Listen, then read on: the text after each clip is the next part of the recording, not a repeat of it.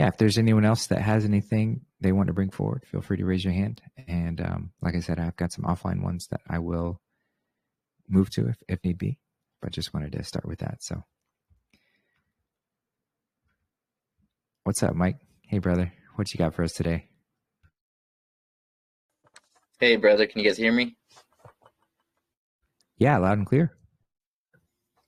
Hey, everyone. I'll just bring up a subject that I think is we could probably pull some wisdom out of. We see a lot of posts and image creations from white hats and coming from people like Loop and it's in a lot of the movies, the whole hero and anti-hero trope. And I haven't really heard anybody give a really thorough breakdown of what that means. And I'm sure it's an important topic for us to understand, and because it is a part of this movie and this reality, with what the white hats have had to do. You know, um, as far as them having to resort to means that a lot of other people wouldn't do, but those people don't necessarily have the awareness of why the anti-hero makes the decisions and choices that they do. I think it's a big topic, and even Taylor Swift has a song that I posted called Anti-Hero. Yeah, so it's like, and I'm no expert on the topic. I just know that it's one that I myself need more clarification on, because when I look into it, I see that I have characteristics and traits of both the hero and anti-hero. So I'm just not completely sure what to make of it, besides like how I described. I mean, I guess an example would be what most people view the Joker in the Batman in the Batman series, or story, as the villain, and it's not so cut and dry when you look at things from 50,000-foot level. So yeah, just any input you have on that, and yeah, that'd be great. Thank you. Yeah. Yeah, of course. Thanks for the question. And that's a great one to get into, because it will be a continuous conversation after disclosure as well. As people are studying this time period and seeing what has been done to get us to this space, there will certainly be this topic that's brought up over and over again. So I think it's very important that we, get some at least initial understanding of what's been happening here. And I guess I'll use a reference from something that people might be able to relate with, at least anyone who's a fan of Star Trek. You can see the character Q, which is just, blatantly in your face. They've got a character named Q, and guess what? Q acts as the anti-hero in so many instances, in so many cases in that show. And I haven't dove through a ton of episodes from that show, but I know enough about it to have seen this character's role and what he does. And it shows you that when Q pops in, so for those who don't know, or haven't watched the show, they will be performing some mission, doing something, and then all of a sudden Q will pop in and seem to just kind of disrupt everything, like make everything haywire, cause lots of perceived problems. And the crew is like, what the fuck? Like, why are you doing this to us? Like, what? Just leave us alone, kind of thing. But Q is this very powerful being that really kind of has free reign to do whatever he wants. And so at first, the crew is like very frustrated with having to deal with this and doesn't really understand what the problem is. But at the end of that interaction, there's always something that is made clear of why Q did what Q did, in order to bring them to some higher level of awareness, or to show them something that they weren't able to see until those disruptions had kind of knocked the pattern loose. So that's a great reference point to utilize, because it shows exactly what the Q team has been doing here.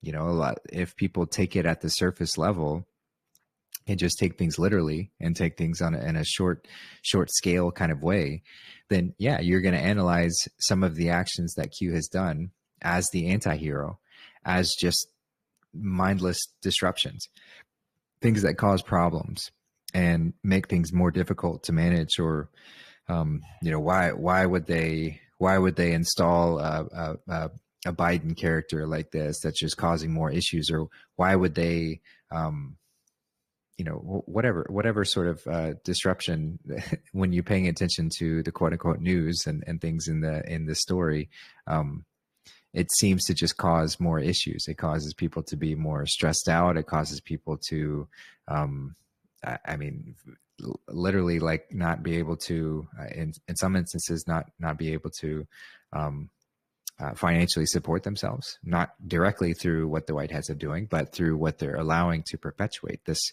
continuation of this sort of evil narrative, this evil plan. They're allowing it to go forward.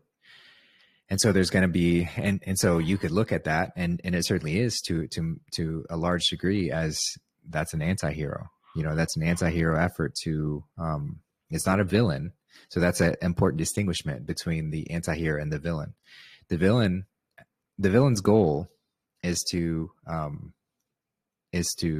dominate, control. So that would be the cabal. They created the system to drive us into slavery and to destroy us, essentially. But the anti-hero is playing a role to still defeat the villain, but do it in a way that might not appear to be in alignment with the hero or the protagonist of the story. But later on, you find out that there was a necessary part of that. So another version of the anti-hero you could look at would be Gollum, Schmeagol in Little Lord of the Rings. He was an anti-hero in that he had his own sort of pursuit, and not saying that he was consciously being an anti-hero. And typically that's how it plays out. Sometimes it can be consciously done, like with the Q team, they are consciously being the anti-hero, playing that role. With Gollum, he was not consciously being the anti-hero. He was just pursuing his own self-interest. But the way that the story unfolded and the way that God moved these characters around, it allowed Gollum to be the one who actually saved the day, you know, through his selfish desire of wanting the ring for himself. He didn't want to give it to Sauron. You know, he wanted the ring for himself. So he wasn't in alignment with the villain, but he wasn't aligned really with Frodo, the hero. So he was the anti-hero. But it was through those actions that the anti-hero ended up saving the day by biting Frodo's ring off and casting himself into the fire inadvertently. But God moves through all things to create that story and create the good outcome. You know, goodness always wins. God always wins. So going back to what the Q team is doing and how this is playing out is they're in many instances acting as the anti-hero. They're kind of playing both roles. You know, they've gone in and they've taken care of business as far as like neutralizing the real threats that the Cabal could wield. They took out the 13 bloodline families of the Cabal, and they have been neutralizing the major threats. So those are very heroic efforts. And then when it comes to us, because it's a war on our consciousness, you know, and truly we are in the enemy is not, it's not always defined by like people. it's a spirit, it's an energy that exists within. So the energy can possess anyone, and it has, and it still does possess even us at some points. Whenever we're acting in ego, whenever we're as Mike likes to say, feeding the wrong wolf, whenever we're participating in this my selfish pursuit above all else, and I don't care who gets in my way, I'm going to take advantage of, even subtly. Sometimes we don't recognize what we're doing or what we're doing to take advantage of someone. If I'm spinning a narrative that's not aligned with truth, then I'm feeding the wrong wolf, and I'm being possessed by that enemy, by that that egoic spirit that has perpetuated through all of society.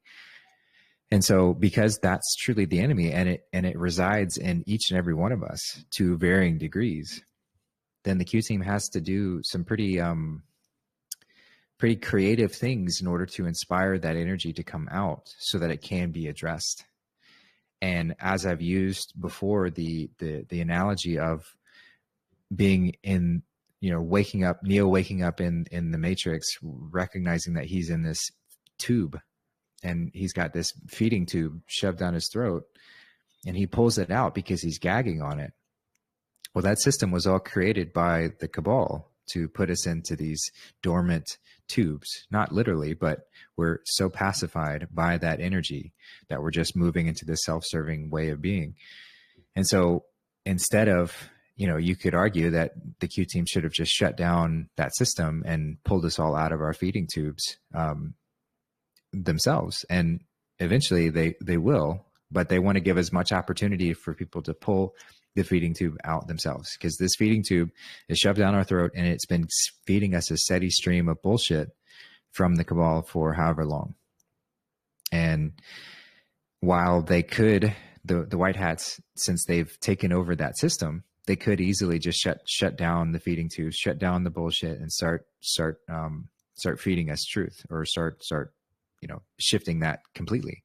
But the whiplash, the sudden shift from doing that is devastating. Then Q has said 46% loss forever. It could be much higher than that. We don't know exactly how many people will make it through this, but once you flip the switch and take the feeding tube out, it has the potential of disastrous results. And so that's why the more people that pull that feeding tube out, because that steady stream of bullshit, now taken over by the white hats, has been ramped up to the nth degree. So all the media that we're watching, everything that we're seeing in the news and how things are being portrayed, it's all being turned up to the extreme.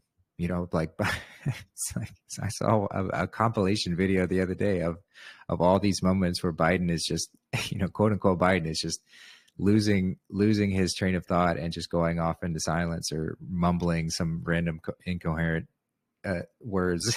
And it's just like, they are doing this so that anyone who's paying attention to that system and still putting their faith in it gets so fed up with it that they realize that, oh shit, I had a feeding tube shoved down my throat, and it was feeding me bullshit.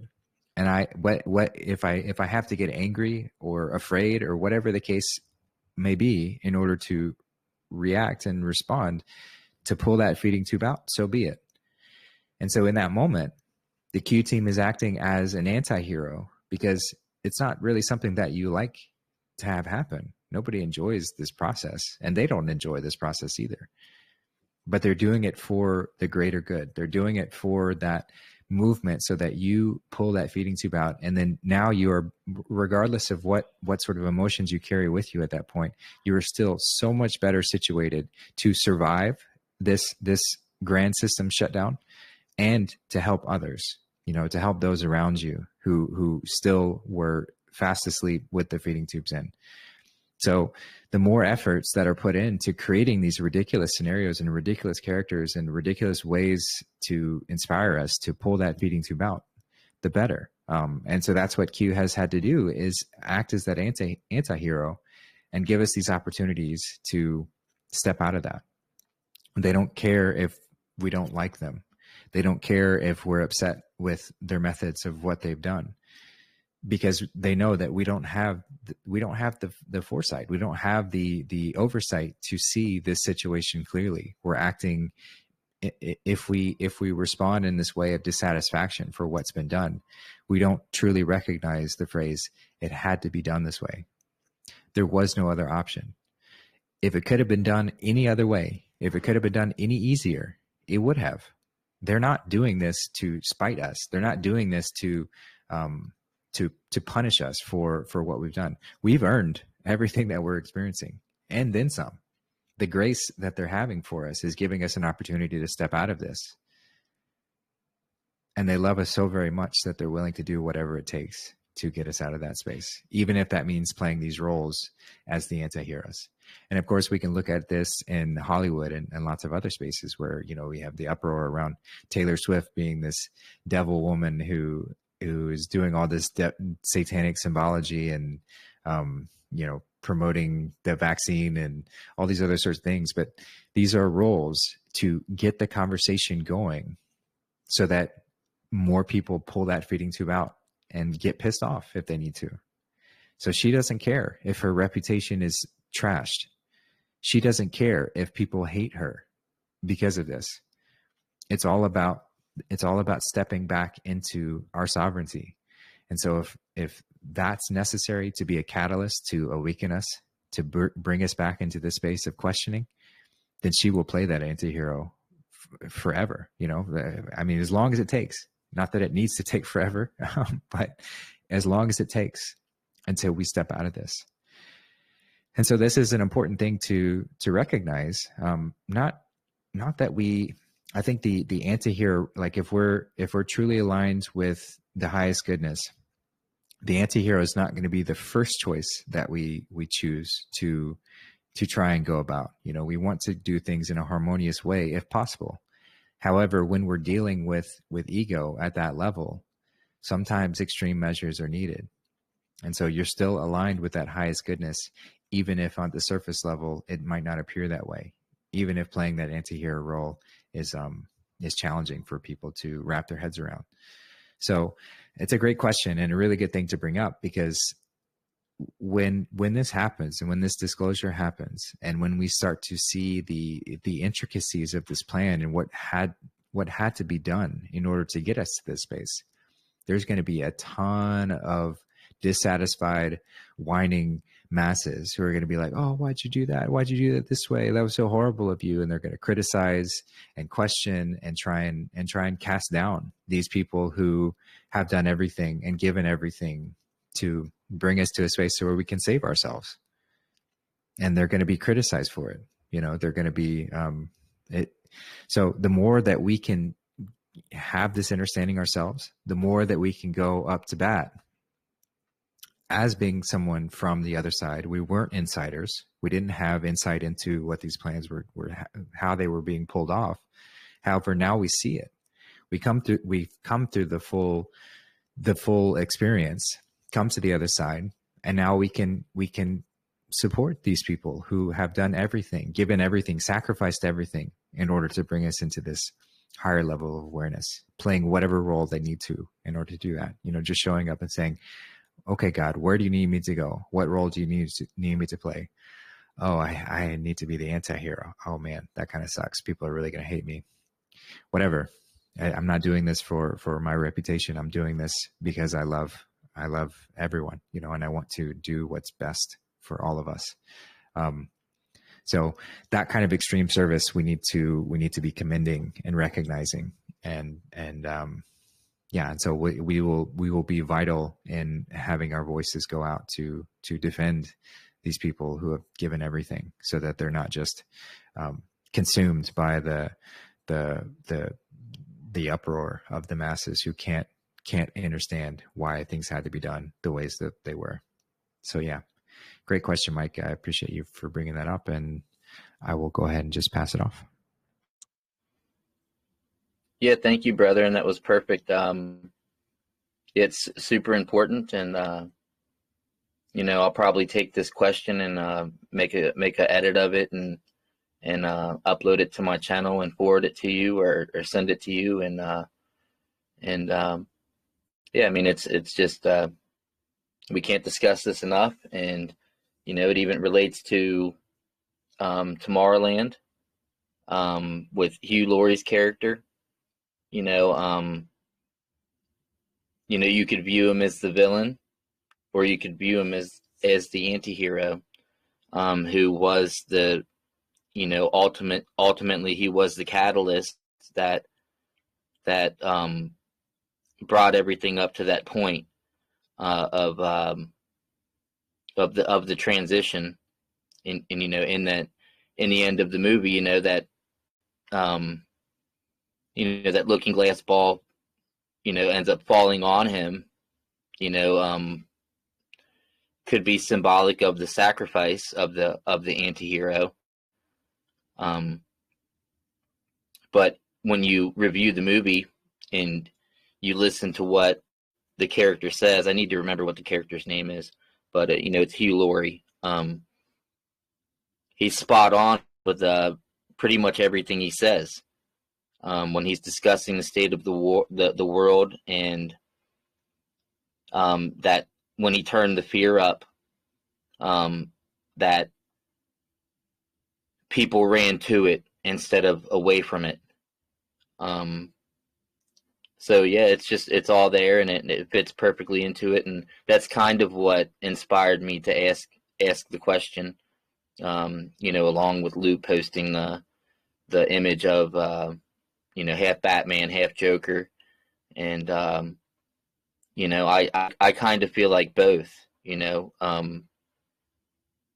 Finding that balance between the two is the sweet spot, and I'll just leave it there. Yeah, thanks, Mike. And that would be wonderful to make a clip of that, because it is something that cannot be said enough. And it is something that we're going to have lots of questions about moving forward. So good to be ready for that for sure. Yeah, appreciate that.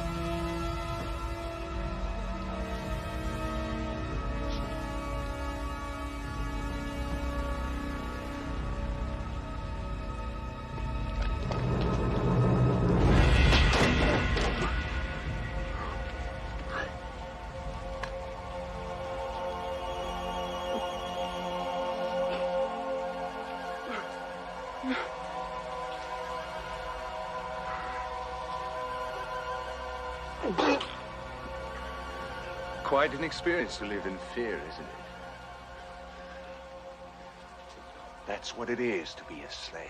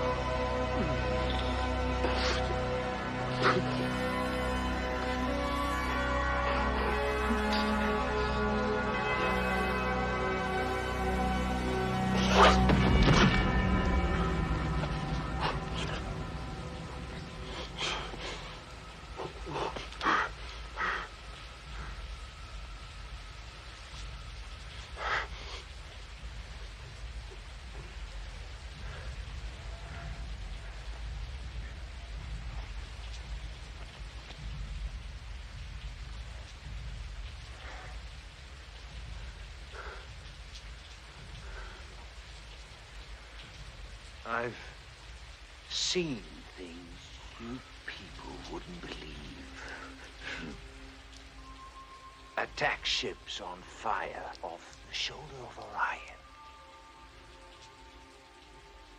I watched C-beams glitter in the dark near the 10-house gate.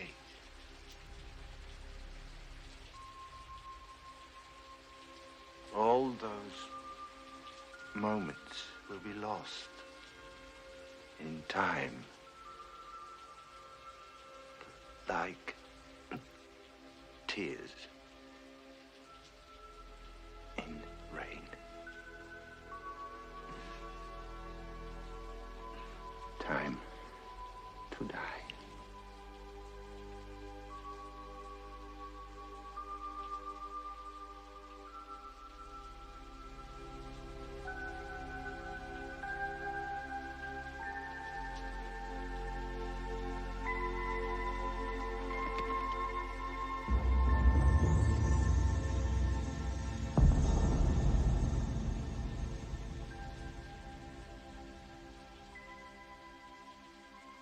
I don't know why he saved my life.